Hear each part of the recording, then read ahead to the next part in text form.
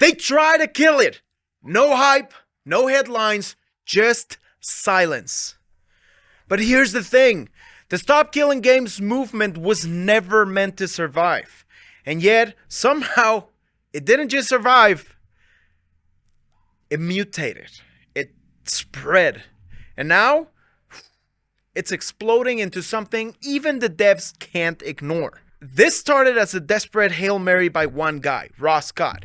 You might know him as a free man's mind dude, or the guy who's been yelling into the void about dead games for years. And everyone thought he had failed. Honestly, he was failing. Until Pirate Software opened his mouth. Now, wait, don't get it twisted. This isn't just some YouTuber beef. This is the moment the dying campaign went full rage mode. Because what Pirate did, whether you think he was right or wrong, poured gasoline on a fire that was already burning slow. My name is Jason Thor Hall, also known as Pirate Software Online. That community brought me this and tried to get me to sign it. And I don't want to. Number one, I can't because I don't live in Europe. But number two, I wouldn't sign it even if I could. And gamers, they lit the match. Over 240,000 signatures in 1 week, and the clock's still ticking. We're not talking about boycotts, we're not talking about hashtags, we're talking about legal European legislation. The kind that could force companies to actually respect the games you paid for. Not just today, but 10 years from now. No more server kills, no more stealth shutdowns, no more buying a game only to find out later you rented a license. This isn't just about the crew or Ubisoft or Pirates drama. This is about you, your games, your rights. So, if you're a gamer, and if you've ever lost a game you love to some back-end server switch, then yeah, you might want to stick around.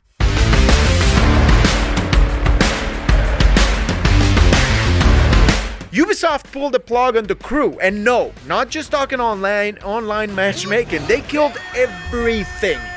Imagine buying a game, loading it up years later, and BAM! Error screen. No servers, no patch, no refund, just digital dust. And you don't even know if you own the dust. That's not just scummy, that's dystopian. Now look, Ubisoft didn't break any laws here. That's a crazy part. They didn't have to. Because what you bought wasn't a product. It was a license. And that license, it comes with a silent countdown. A digital expiry date you never got told about. See, most gamers still think, I bought it, I own it. But publishers, they know you're just renting software with a smiley face. That's the real heart of the Stop Killing Games movement. Ross Scott and his crew aren't crying over nostalgia. They're saying, this is theft, but legal. And it's happening everywhere. Live service games, always online single players, updates that breaks mods. Games you bought with real money ripped away like they were never yours. Now here's where it gets spicy. Ross didn't just rant on YouTube. No. My friends, he went legal. He filed under the EU Citizens Initiative, a process that lets European citizens propose actual laws. Not petitions, not hashtags, actual policy. The pitch was simple. If you sell a game, you must preserve a playable version after server shutdown. Peer-to-peer? Fine. Offline fallback? Great. Private servers? Even better. But if a game gets sold, then dies, and can't be played ever again, that's not preservation, that's deletion. Sure, it started small. Niche YouTubers, Discord nerds, no big names behind it. It crawled to 450,000 signatures in months, then stalled. Momentum gone. People forgot. It was dead. Until one guy.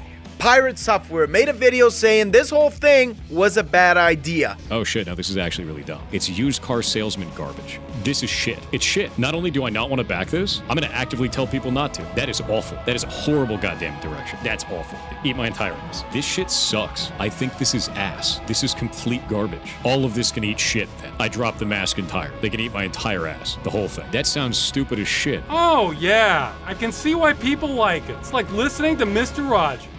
Here's where it gets messy. Pirate's argument wasn't totally stupid.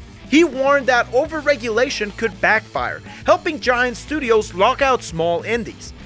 That's a real concern, but how he said it? He came off smug, dismissive, borderline hostile. Gamers don't like that energy. We like our little cocoon. Especially not from someone who's been part of the problem before. So what did the internet do? It bit back. Content creators clapped back. Gamers took sides. The drama bled into Reddit, Twitch, and YouTube, and somehow, unbelievably, it resurrected the campaign. From dead silence to 240,000 new signatures in a single week. We've talked about this. Not because of Ross, not because of Ubisoft, because one dude poked the hornet's nest. And the hornets were tired of losing their damn game. So yeah, the session works. Sometimes you don't need agreement to make change. Sometimes all you need is someone to say, "This is dumb," and watch the world prove them wrong. But that's just the first wave. Because now the numbers are climbing. The drama is bleeding into other fandoms, and people who never even heard of this thing are suddenly yelling, "Yeah! Actually, I do want to keep my damn games!" Here's the thing about internet drama, it doesn't fade, it mutates. And what started with Pirate Software saying, maybe this isn't a good idea, turned into a full-blown cultural flashpoint. This wasn't just a random opinion. It landed right when the campaign was gasping for air. Ross Scott had poured everything into this. A year of fighting legal loopholes, pushing European paperwork, translating forms, trying to get Heineken to help. Yeah, the beer company. Even they were almost on board until the timing flopped. And Pirate, he just walked in and basically told everyone, "This won't work, stop trying."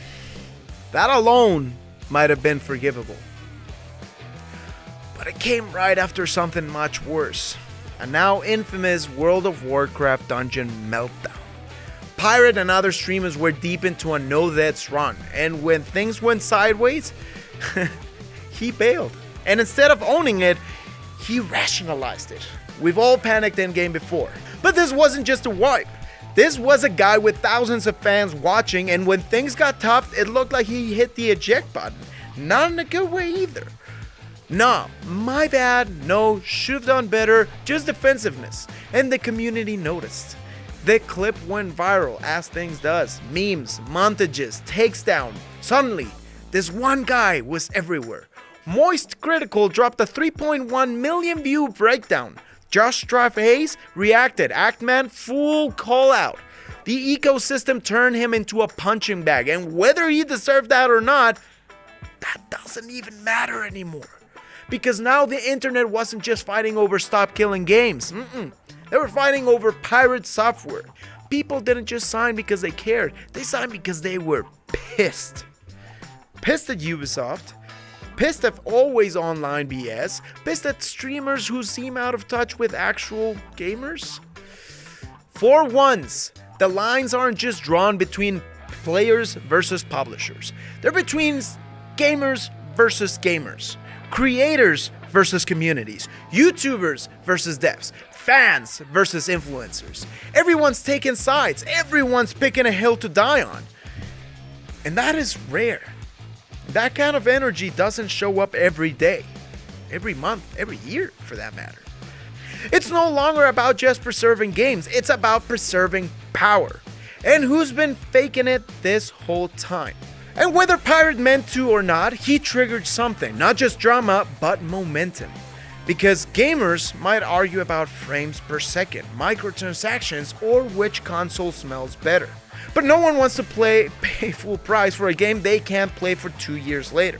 So yeah, this might have started as a legal petition, but now it's a movement, fueled by drama, supercharged by rage, and aimed straight at the digital rock publishers keep pulling out from under us. And if you think the fire's dying down, they didn't say it out loud, of course. They never do, but look closer. Behind the PR smiles, behind the non-apology Twitter statements, they're sweating. Why? Because they can feel it. This isn't just noise, it's It's pressure. The kind that doesn't die in 48 hours. The kind that gets journalists calling. The kind that makes shareholders nervous.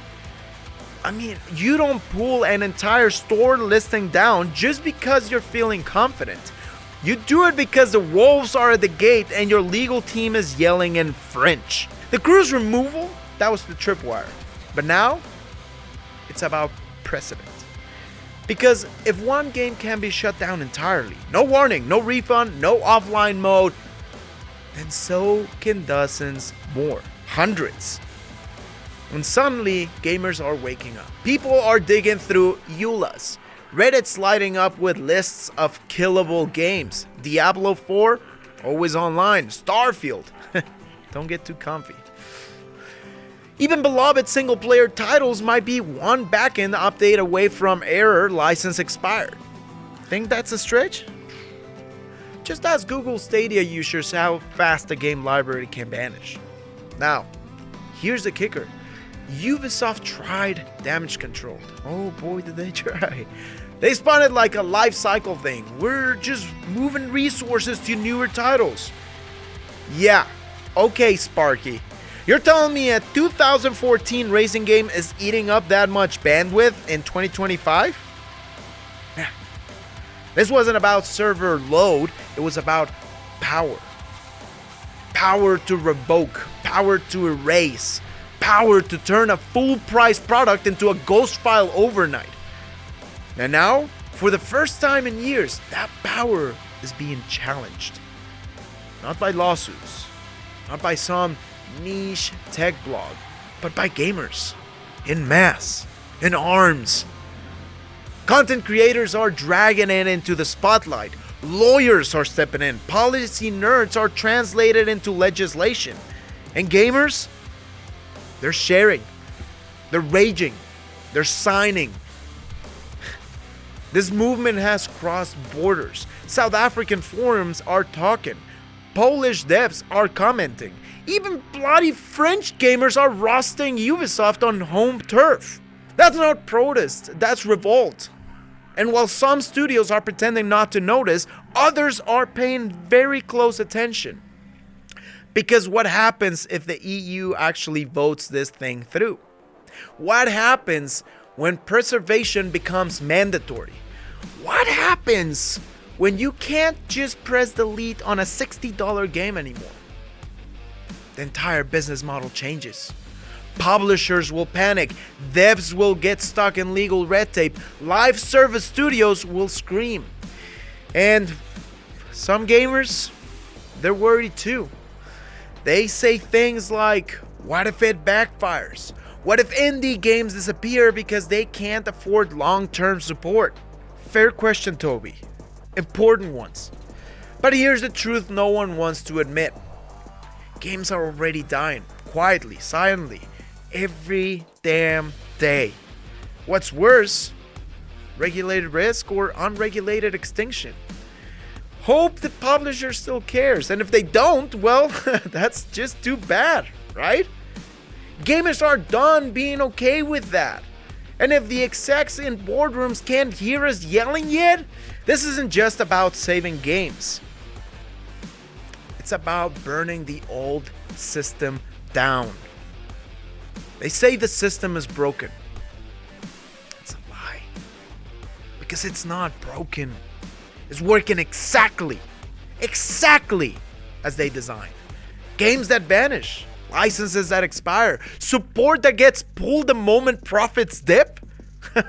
My friend, it's not a glitch. It's the blueprint. Publishers don't want preservation. They want churn, consumism. They want hype cycles, launch, microtransactions, silence, sequel. A title they're trying to bury so you buy the next skin bundle? Nah. This system is predatory by design, and we let it happen. Because for years, we took the trade-off. Convenience over control, access over ownership, cloud saves, day one patches, always on DRM. We told ourselves it was fine, that it was the future of gaming. And now the future's here. And games are being murdered in cold code. Let's not pretend we didn't see it coming. We just didn't think they'd take games we loved.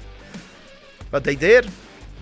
The Crew, Gears Pop, Battleborn, Mario 35, Jump Force, Rumbleverse, Babylon's Fall, Crucible, DuckTales Remastered. That's just a few. Hundreds more are gone. Thousands more are next. Unless we make them stop. Now let's be clear. The Stop Killing Games movement isn't perfect. It's messy. It's loud. Divisive. It's got drama. But it's doing something. And sometimes that's all it takes. One push. One spark. One screw up from a streamer with too much ego and not enough self-awareness.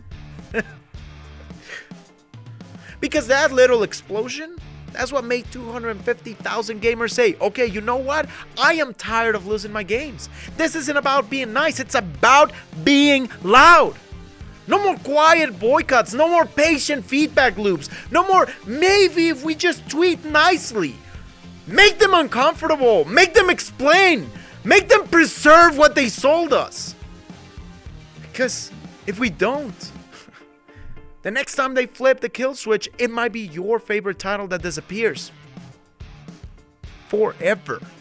Let's test the waters. If you're watching this in 2030, is the Crew still dead? Drop a comment down below. What's one game you lost that still pisses you off to this day?